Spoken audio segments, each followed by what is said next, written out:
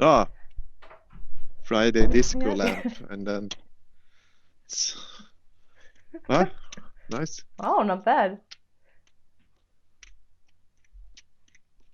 Oh, we should make an This is episode how. with all your special tricks. Like good ain't good enough, so you gotta be great, and I'ma do whatever it takes. Doing what I love in life, and I'll pay the price, and not stopping even if the shit kills me, even if it kills me.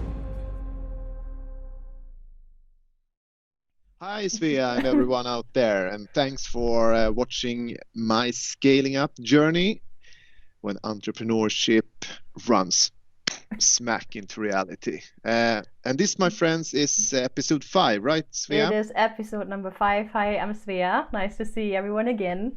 Nice introduction, Matthias. So today is more of a spontaneous episode, right? We didn't really prepare that much. I think we're just gonna talk a bit whatever is on your mind. I know you mentioned you wanted to talk a bit about strategy and how to implement it. Maybe let's just start. What do you have on your Yes, mind let's today? start. Yes. Or are we saying 005? Episode 005, because I saw that you're writing that in the topics. Is Yeah, that because we're aiming for the hundreds? I would say at least for 999. Project-wise? Okay, yeah. Yes, yeah. You said something about strategy, and I mentioned that very quick before we started. Mm, And the background, because the backgrounds why I mentioned that for you is because when I came home yesterday, I had an emotional meltdown mm, because things aren't really developing in the direction I want, mm-hmm. as usual. And I started to think about these events as setbacks, basically, instead of things that need to happen to create a vacuum, basically, for something even better. Yeah, And I mean, every time even better is something I don't know about yet, right? yeah. So Do you want to talk about what happened? Were there specific situations or something? uh, I think it's uh, I mean uh, you can always focus on war stories, kind of, but I think the most important thing here is that today I'm back on the horse. um, by the way, do you know we give out horse awards here each week? Oh, you mean this horse on a stick that you're riding? Yes. Yeah? Do tell Yeah. me about it. Yeah. I don't know for sure Yeah, how we, this is we, we working. have we have two horses here at iGoMoon. We just actually got a new horse, but we have had one horse for a while, and uh, that's the marble horse. We Hmm. actually give the person who has most billable hours during a week the marble horse, and Hmm. now we also invented. Do you say invented? The sales horse Uh-huh. uh, for the person who is best pitching new ideas Matthias, can you for get the customers. horse? Now I want to see it. Is it somewhere close? Yeah, 1 second. Where is the horse? And I think for the say, people who don't know it, it's fun to see what we're talking about, what kind of horse this is.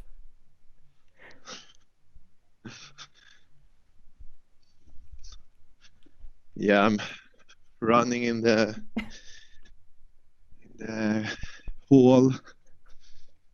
hallway. What a good connection you have to the headset, though. We still hear you very well.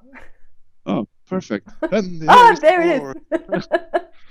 This is the marble horse, Okay. as you can see. Yeah. Uh, And everyone who's like been doing a really good job gets the horse for like a week and can ride around the office, or how does Yeah, that work? exactly. But the thing is, the horse is not working remotely, right? It's Ah, always true. at the office. So we actually we now we have did we have made a digital horse, Okay. and it's like a Kentucky Derby. The Kentucky Derby you actually can do at the Tivoli. Hmm. like at Gröna Lund here in Stockholm, the amusement park, there is you're kind of rolling balls into different holes, I know and that. the horse is like jumping 1 step if you get 1 point, 3 steps if you get 3 points. So we have a Kentucky Derby with these horses in a spreadsheet. Nice. Very, very nice. How did we end up at the horse from a strategy and setbacks? Sidetrack as usual, always. But let's back on the horse and walking to the office today. This morning I zoomed out, and then I realized how I lost focus on my bigger picture, and how I must start communicating the company vision much better and more, basically, because I think when I fail on that part, people get confused internally. Where are we going? And I see how maybe half the company sees the future and where we are headed, and the other half is still in the past, maybe looking at old KPIs, and they are concerned they can't reach them, and I understand them. It's my bad, I'm responsible. Sometimes I really want to, like, a disclaimer in the footer of the video, like I'm responsible for every challenge and we can put it all here. the problems I bring up in the vlog. So because I really want to come from that both honest and responsible side when I talk about things. So here I'm trying to bridge over to the topic I was showing on just before the call, and I brought up. Get a clear strategy that everyone understand and is able to actually execute. And I can see how I'm running around doing everything, like almost 80%. Internally, project-wise, I have my sales project, marketing project, HR project, projects. There is an S there, and that creates stress. And especially if you are new at iGoMoon and you don't know me as well, right? Yeah, I understand. So, just a really good example. Like we started as a WordPress website agency, and today we are very focused on HubSpot. We are a HubSpot growth agency, and last week I got a question: are we doing WordPress projects anymore, or just HubSpot? It was like an internal question, and in my world, it's like, are we not really sure on that yet? I mean, I'm already over here, and I think it's and that question, of course, comes up when a customer asks that, and then I can feel how I'm battling, like in the early stages of my startup years, iGoMoon said yes to everything, just to pay the rent. Yeah, I know. I've been there. Yeah, but here's the thing.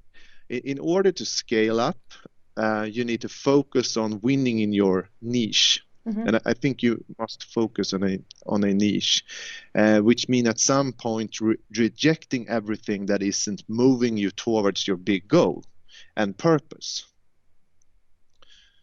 So, yes, while in the beginning you might need to say yes to everything to pay the bills, you say yes until you have the luxury to say no, and I think we are at that place today that we need to really start saying much more no. Yeah. And some companies never apply the no. I can feel that how we as a bootstrapped, organically growing company have a tendency to get stuck because of that. Yeah, I think that was very valuable input, actually, because I agree with you. I think a lot of people are just afraid to find their niche. And just from my perspective as well, I've also just decided to build a niche for myself, because I'm a photographer and this applies to me as well. It doesn't make sense to do weddings, to do products, to do beauty, to do headshots, to do all of this, animals, whatever. It really makes sense to focus on what you're best on and then go forward with this. So I think you can apply this to any kind of business. And I think a lot of people are afraid to say no. But I think that's actually really the right thing to do. I absolutely agree with you. Yeah. So you said you want to make the strategy a bit clearer, right? For everyone, communicate this better. Do you have plans on that, how to do that? Yeah, a clearly defined strategy that everyone understands and is able to execute. And I think you are there when you start saying no to the increasing number of opportunities coming your way. You say no because you understand that it moves you away from your vision and your goals.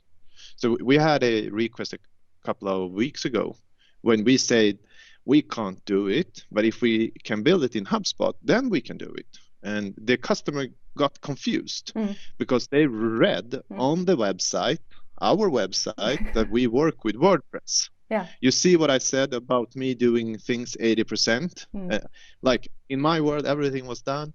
Like we are only focusing on HubSpot, but even the customer could find something on our website last fall, like that we were working with WordPress. So that's it's very important for me as an entrepreneur and CEO to actually get focused and finish things up before I move on, to not be creating that stress. And so and on the topic saying no, I think you say no to the wrong customer for your business model, and you say no to when you say no to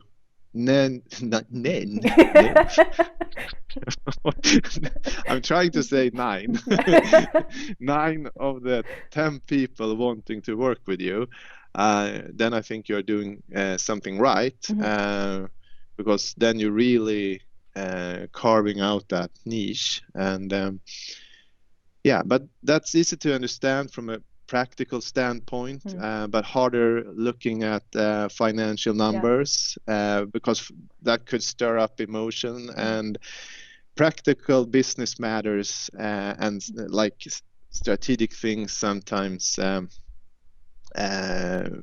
when you mix that with emotions, that are not the best combos, right? So so get a clear strategy that everyone understands and is able to execute. That's is episode 5. I was about to say now that's it. That's it. Well, that was episode 5. Sounds like a barking dog. 005 is in the books. Nice. I think that was short and sweet, to the point, and really good information. And I agree with you. Nice. Well, I would say that's it for today. Follow-up questions. Like. You have a follow-up question for yourself? No, maybe you have. No, actually, I think that was sweet and to the point. Do you have something to add? Oh, I forgot my question. I always say at the end. I always say, do you want to add something? Yeah, that was what I meant. I was a little bit ahead. Yeah. We always already have our routine with that question at the end. Okay, I'm going to do that now every time. But yes, what do you want to add? Nothing. I just want to say that episode 5 is in the books. Get a clear strategy that everyone understands and is able to execute. Thanks for watching my scaling up journey. My name is Mattias, and you are Svea. Fantastic. Good timing. I'm good at this. I wasn't really sure if maybe internet is lagging a little bit. Yeah, thanks for watching, everyone, and see you in the next one. Thanks for watching, everyone. Bye, Mattias.